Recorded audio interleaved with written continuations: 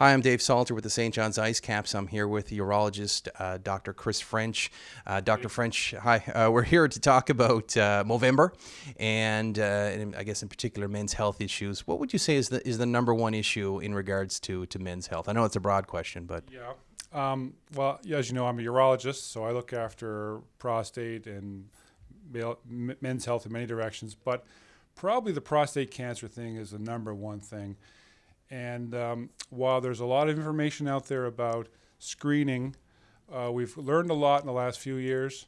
But most importantly, I think men need to be proactive with their health and educate themselves, and then move forward with getting checked, especially if you have a family history. That's a huge factor. We see a lot of guys with family histories.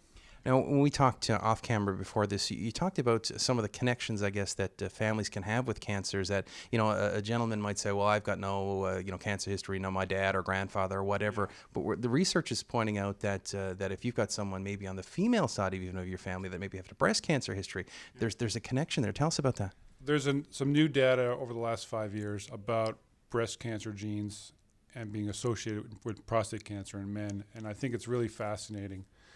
And from what I see, up to 3 times the relative population risk. So I think it's something that men should know about. If they have a sister or a mother with breast cancer, they should say, I wonder, does that put me at risk for other cancers?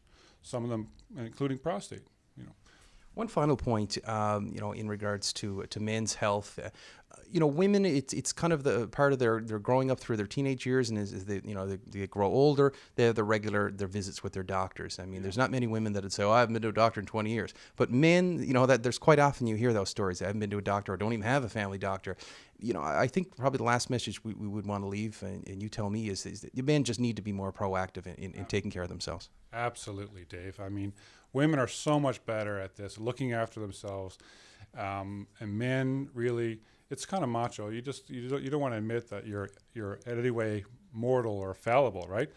But you need your blood pressure checked, your cholesterol, some general health screening, include prostate and some other factors. I mean, when you should do that in your 40s. You shouldn't wait till your 50s. Every guy should be doing this stuff. Well, there you have it. Straight from the doctor. Listen to the doctor. He knows what he's talking about. Thank you very much for this, Dr. French. Oh, you're welcome. Thanks.